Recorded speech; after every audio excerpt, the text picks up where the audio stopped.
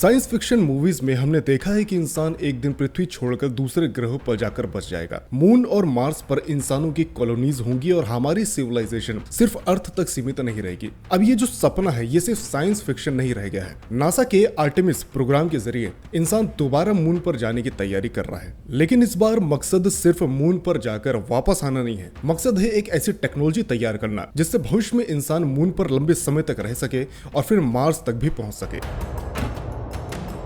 1968 से 1972 के बीच अमेरिका ने अपोलो प्रोग्राम के तहत इंसानों को मून पर भेजने के लिए कई मिशन किए। इनमें 6 मिशन में एस्ट्रोनॉट मून की सरफेस तक उतरे। नील आर्मस्ट्रॉन्ग समेत कुल 12 एस्ट्रोनॉट ने मून पर कदम रखा, लेकिन 1972 में अपोलो 17 के बाद इंसान दोबारा कभी मून पर गया ही नहीं। अब करीब आधी सदी बाद नासा फिर से मून की तरफ बढ़ रहा है, लेकिन अब सवाल ये है कि आखिर मून पर वापस जाने की जरूरत है ही क्यों? इसका एक बहुत ही बड़ा जो कारण है वो है चांद में मौजूद पानी। मून के कुछ ऐसे हिस्से हैं जहां सूरज की रोशनी लगभग ना के बराबर पहुंचती है। इन जगहों पर जो पानी है वो आइस मतलब वाटर आइस बन चुका है और वाटर आइस के बहुत ही मजबूत एविडेंस भी देखने को मिले हैं। अगर भविष्य में आइस को यहाँ से निकाल लिया गया तो इसका इस्तेमाल सिर्फ पानी के लिए नहीं होगा, बल्कि वाटर को हाइड्रोजन और ऑक्सीजन में अलग किया जा सकेगा और हाइड्रोजन और ऑक्सीजन को रॉकेट फ्यूल के तौर पर भी इस्तेमाल किया जा सकता है। यानी हो ऐसा सकता है कि भविष्य में मून एक तरह का स्पेस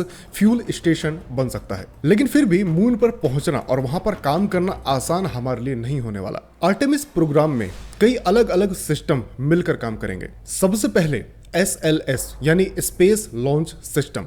SLS को आप एक बहुत बड़े और पावरफुल रॉकेट की तरह समझ सकते हैं। इसका काम एस्ट्रोनॉट को सीधे मून पर उतारना नहीं है। ये रॉकेट ओरियन स्पेस क्राफ्ट को अर्थ से लॉन्च करके मून की तरफ भेजेगा। ऐसे में जरूरी है कि आप ओरियन स्पेस क्राफ्ट के बारे में भी समझे। ओरियन वो स्पेस क्राफ्ट है जिसमें एस्ट्रोनॉट बैठकर अर्थ से मून तक जाएंगे। ये एस्ट्रोनॉट को मून के ऑर्बिट तक ले जाएगा और मिशन पूरा होने के बाद उन्हें वापस अर्थ पर भी लाएगा। यानी अगर हम आसान भाषा में समझे तो SLS रॉकेट है और ओरियन एस्ट्रोनॉट की स्पेस क्राफ्ट है। इसके बाद आता है लूनर गेटवे।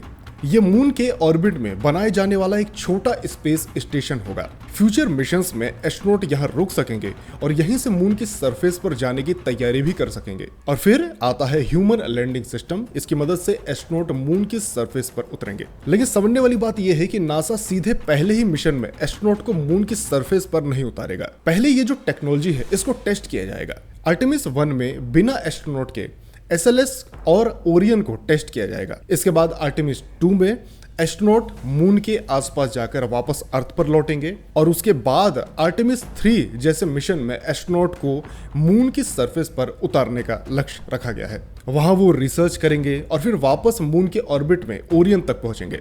देखिए, नासा भविष्य में मून के आसपास एक ऐसा सिस्टम बनाना चाहता है जहां से एस्ट्रोनॉट बार बार मून की सरफेस पर जा सकें, रिसर्च कर सकें और वहां मौजूद रिसोर्सेज का सही तरीके से इस्तेमाल सीख सकें। क्योंकि अगर इंसान मून पर रहना और वहां के रिसोर्सेज का इस्तेमाल करना सीख जाता है तो मार्स तक पहुंचने का रास्ता भी काफी ज्यादा आसान हो सकता है। इसीलिए आर्टेमिस सिर्फ मून पर वापस जाने का मिशन नहीं है, ये उस बड़े सफर की शुरुआत है जिसमें इंसान पहली बार पृथ्वी से बाहर लंबे समय तक रहने की कोशिश करेगा। और आने वाले सालों में हम इस नए स्पेस एरा की शुरुआत अपनी आंखों के सामने देख सकते हैं। आप क्या सोचते हैं इस मिशन के बारे में? कमेंट करके जरूर बताइएगा।